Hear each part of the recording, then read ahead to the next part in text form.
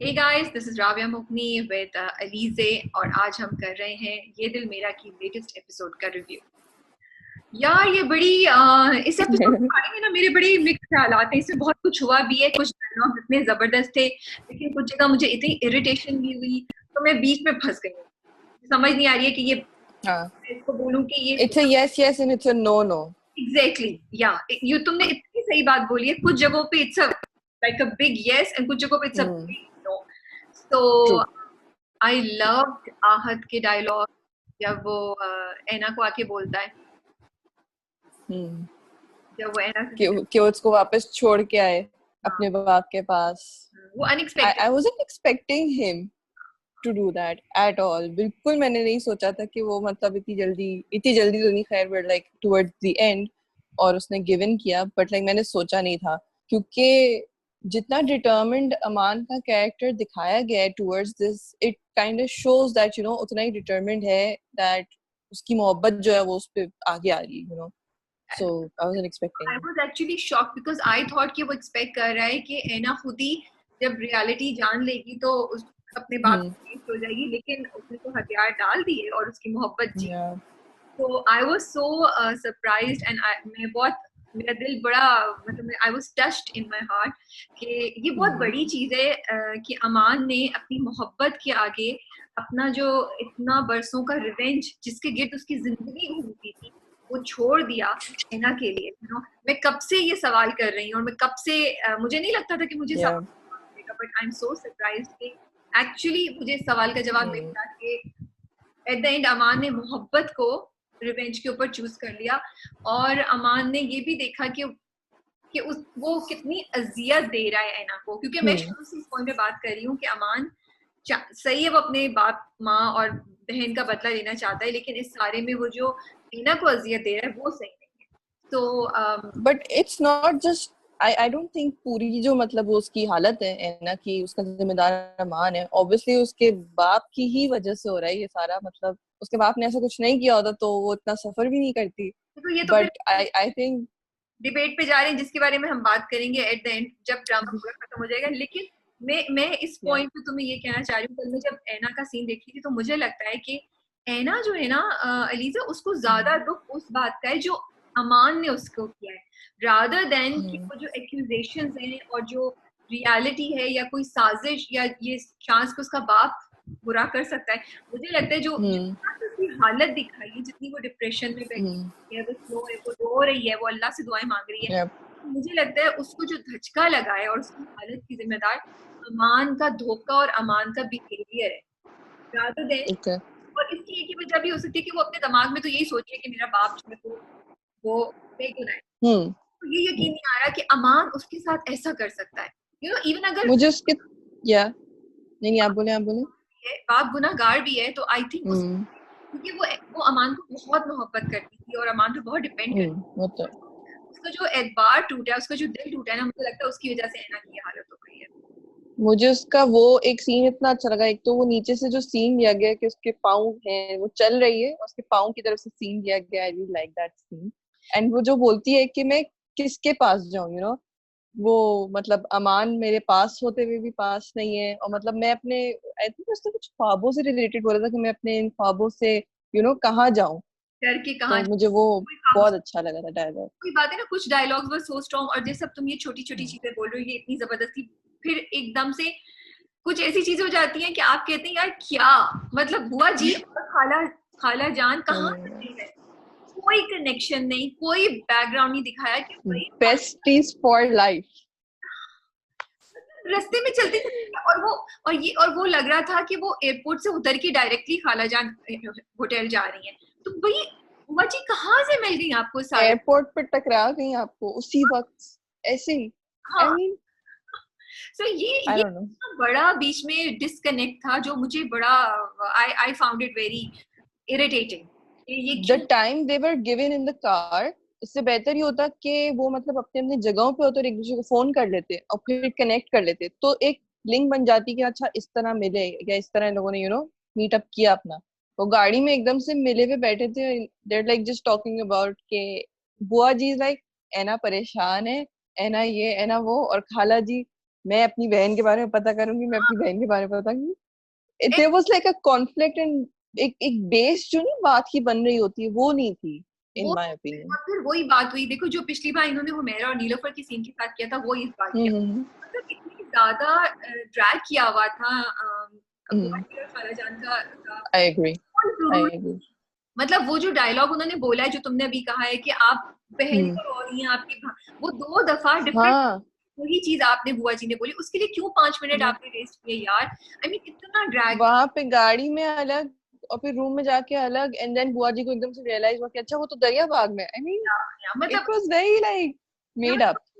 अच्छा, और उसमें सबसे ज्यादा फनी था जब वो खालाजान बोलती है सुबह से मैं और आप है ना कहीं तो सुराग लगाने बैठे हुए, मैंने दिल में कहा चाय पी रही हैं आप और अपने गरम बिस्तर में बैठी हुई हैं, आपने रूम से एक दफा स्टेप आउट तो किया नहीं है, ना ही आपने फोन And किया it's so weird और to आप just be like sitting in one room and just thinking, मतलब आप इतना क्या सोच लेंगे, और अगर I don't know, I don't know.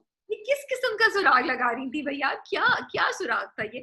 और इसी चीज से मुझे ऐना पे भी मुझे सब हंसी भी आ रही है, मुझे थोड़ी इरिटेशन भी हो रही है कि ऐना दरिया बाग में अपने बाप की बेगुनाही का सबूत देने गई है, but all she does is या तो वो रोती रहती है या वो डिप्रेशन में बैठी रहती है या वो फजूल के ना अमान को I wanted to say, but वो एक एक दफा वो जब मुझे ये हो रहा था कि ये कर क्या रही है, but then when they shot के वो घर जाती है, उसके बाद इस एपिसोड में तो खैर कुछ एफर्ट नहीं दिखाया गया उसका। दिखाया है, सिर्फ एक हाँ बस वो एक सीन था कि वो गई है और फिर वो क्वेश्चनिंग शुरू करती है और वो बुआ जी को फोन कर रही है, ठीक है आई बिलीव कि हाँ वो इतना कुछ नहीं कर सकती तो वो छोटी छोटी ट्राइज कर रही है, तो सबसे बट पहले इस मतलब एपिसोड में अमान कुछ नहीं था। इतना बड़ा डिस्कनेक्ट है, आई एम सॉरी अगेन।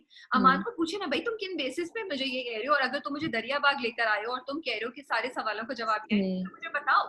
मतलब आई एम ट्रू। सॉरी ये, एंड मुझे पता है कि वाईडीएम के फैंस खुश नहीं होंगे, लेकिन यार जस्ट बिकॉज कि हमें 2 फेवरेट हमारे एक्टर्स उस ड्रामे में काम कर रहे हैं और ड्रामा हमें हम पसंद आ रहा है बाकी चीजों को नहीं इग्नोर कर वो सकते। नहीं कर सकते। And as viewer I am sorry, मैं तो मतलब मेरे लिए ये एपिसोड इंटरेस्टिंग नहीं थी, मैं समझी वाकई बहुत कुछ होगा। उन्होंने बस एक वो एक हल्का सा वो जो नहीं होता आपको टॉफी दी थी बेटे छोटी टॉफी ले लो, अभी आगे जाके कुछ और होगा, मतलब बाद में बड़ी वाली चॉकलेट देंगे।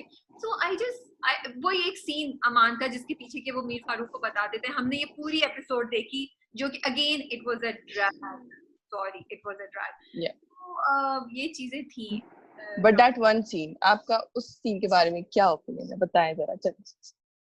अच्छा अब क्योंकि मैं बहुत नोटिस करती हूँ चीजें और मैं अपने आप को कह रही हूँ कि मुझे शायद ये नहीं बोलना चाहिए, एक जगह जब अमान बोल रहा होता है पीछे से लेते तो वो अमान नहीं होता ना जब मीर फारूक बोल रहे होते हैं, बिकॉज वो कुछ आवाज आ रही है मीर फारूक के एक्सप्रेशन या से अमान के कुछ नहीं हिल रहा, अमान साइलेंट है हाँ उसके लिप्स नहीं हिल रहे थे।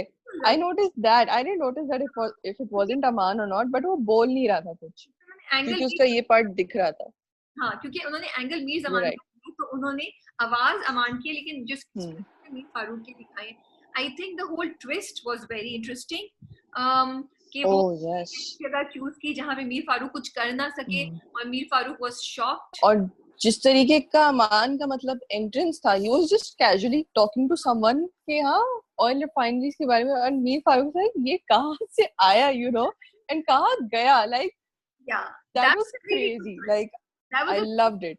कि उसको अमीर फारूक को पता भी नहीं था कि where did it hit, true. कहाँ से उसको किधर से आके ये चीज लगी है, एंड आउट ऑफ द उसको यकीन भी नहीं आ रहा होगा probably, like for a minute he's like ये आया गया ये हुआ क्या, but I'm glad that उन लोगों ने कोई made up story नहीं बना दी कि you know मेरा वहम था, नहीं, it was real, he was there, but I really liked it.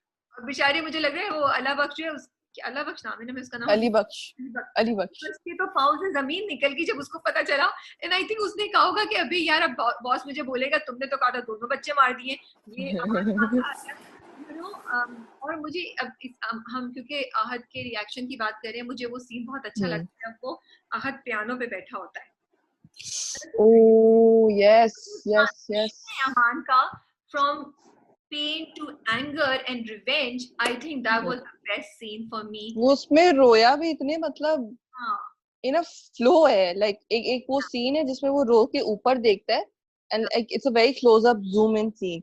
ये वो सीन है जो जब पहली दफा इनके प्रोमोज निकले थे आई वाज लाइक ये सीन जो होगा it's gonna be a very nice scene, बहुत एंड अच्छा। इट रियली वाज, लाइक वो जो एक फ्लो में वो जो रोया है उसमें, एंड मुझे एक ये वाला अमान का सीन, मुझे दो सीन्स आज कल वाले एपिसोड में बहुत अच्छे लगे। एक तो वो जो कॉन्फ्रंटेशन था, उसकी जो एक बॉडी लैंग्वेज बनी हुई थी, उसके जो फेशियल एक्सप्रेशंस आए हुए थे, जो हल्के बाल आए हुए थे, एक आंखों से जो वो बात कर रहा था ना इन दैट वन सीन, जब वो मीर फारूक को धमकी दे रहा था, एक वो एंड एक ये विद एना, I believe that he could do a little better.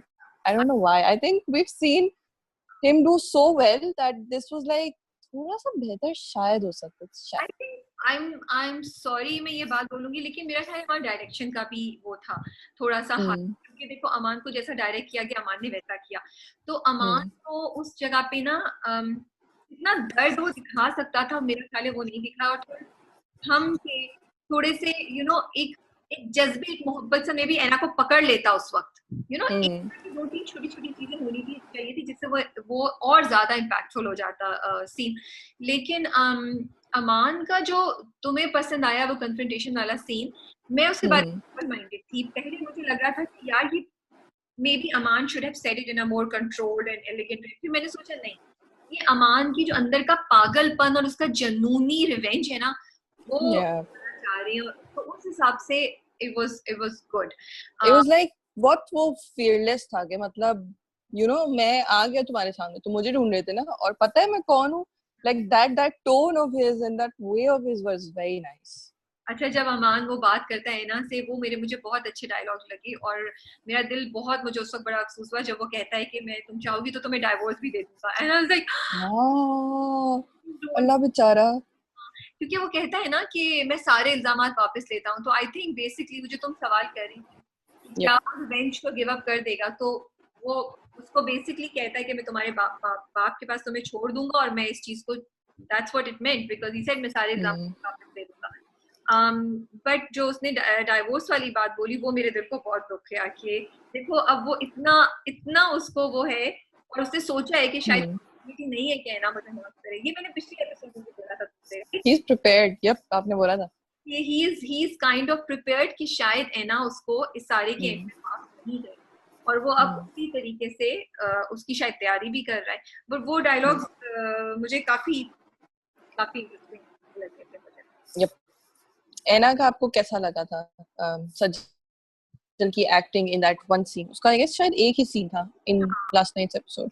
It was okay, as I said मुझे एना इरिटेट कर रही है, I am sorry, because all she does hmm बैठ के रोती रहती है, वो कुछ कर नहीं रही, मतलब उसको कुछ करना yeah है। आपको आप अच्छा, फिर मुझे ये भी समझ नहीं आया, एना को वो अकेले छोड़ के इतने इतने बियाबान जगह पे चला जाता है अमान, वो मुझे बड़ा अजीब सा लगा। ऑल्दो एना वो वाज सो कूल, हाँ अपने वो आई नो एक सो मुझे उसका अपीयरेंस, मुझे उसका हेडबैंड बहुत अच्छा लगा। साइड नोटिस, एंड वो जिस तरीके से अमान मतलब गया है गुस्से में, दैट वॉक ऑफ हिज, वो मैं बस वही देख दिया। Like, अगर बैक स्टोरी देखी जाए तो इट डजंट मेक सेंस कि आप इस तरह अकेले छोड़ के उसके इस्लामाबाद जा रहे हो, लेकिन वो सीन जिस तरीके से लिया गया था direction wise and camera work wise, I really liked that one scene as well.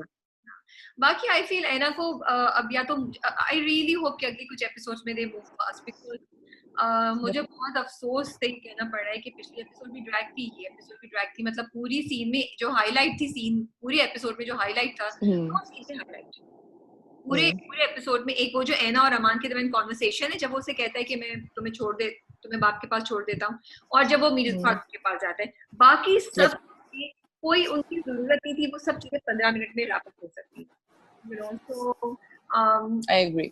I really hope कि कोई हमारी बात सुन रहा, और next time editors, directors and producers and writers इस चीज को लें, और मतलब बिकॉज हम बड़े उम्मीद से देखते हैं ना यार ड्रामा, तो फिर अफसोस होता है। मैंने अपनी चॉकलेट, And ये ड्रामा भी ऐसा है, it just like increases your hopes with every episode। I know ये थोड़ा सा गलत हमारे लिए शायद, but आप जब एक चीज ऐसी दे रहे हैं तो हमारी उम्मीदें तो they're like next level।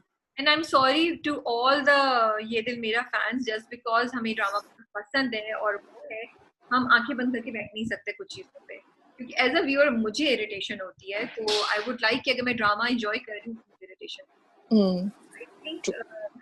सारे हमने कर लिए हैं पॉइंट्स कवर। मैं एक दफा फिर देख लेती हूँ, तुम्हारा कोई पॉइंट रह गया तो। नहीं, I think we're done। आपको नेक्स्ट एपिसोड का प्रोमो देखना है? कुछ है तो देखूं। अब तो मुझे हो गया है कि प्रोमो में इतना बढ़ाते चढ़ाते हैं, फिर मैं तो वैसे देख ले I think it was nice. 29 okay. Yes.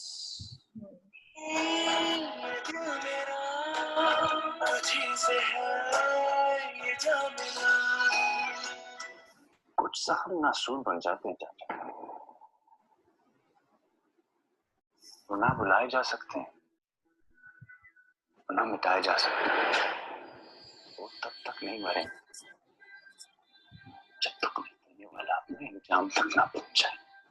याना का नाम लेकर आपने मुझे मजबूर कर दिया फरहाना बीबी। खुदा की कसम बात करती थी आपको। Finally. शर्म आ रही है बुआ जी को क्या फाइनली। मानो कुछ चलते चलता Finally. मेरी नूरे जान को अगर कुछ हुआ, माशूम मैं तुम सबको। जंग छिड़ चुकी है, ऐना का ख्याल रखिएगा।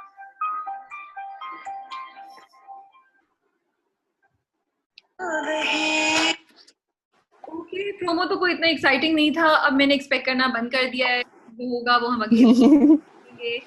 This last part just let me in confusion कि ये अंकल कौन है और ये ऐना को कैसे उसके पास छोड़ के जा रहे हैं। ये वो ही है ना अलीज़ा, आई थिंक, जो इनका नौकर होता है, मेरा ख्याल है, इफ आई एम नॉट, वरना तो हम दोनों को बैशिंग होगी अब कमेंट्स में। बट आई थिंक वो ही बंदा है जिसको बचपन में इसको देखता होता है ना, वो जो किसी के घर नहीं रह रहा होता, ये एक जो इनका पूरा होता है, मुलाजिम का भाई है। मुलाजिम और उसके भाई के घर ये रहता भी है ना, उन दोनों में से कोई एक है। Okay, then I'm confused. Yeah. We'll see in the next episode, hopefully. We'll see in the next episode. Yeah. So let's see क्या होता है। आप लोगों को हमारा रिव्यू कैसा लगा बताइए कमेंट्स में। एंड सॉरी अगर आपको हमारी कोई बात बुरी लगी हो, बट आई थिंक एवरीबॉडी, हर किसी का अपना एक पॉइंट ऑफ व्यू होता है और ये हमारा पॉइंट ऑफ व्यू है। आप इंटाइटल हैं अपने पॉइंट ऑफ व्यू से। कीप एंजॉयिंग ये दिल मेरा एंड कीप वॉचिंग आवर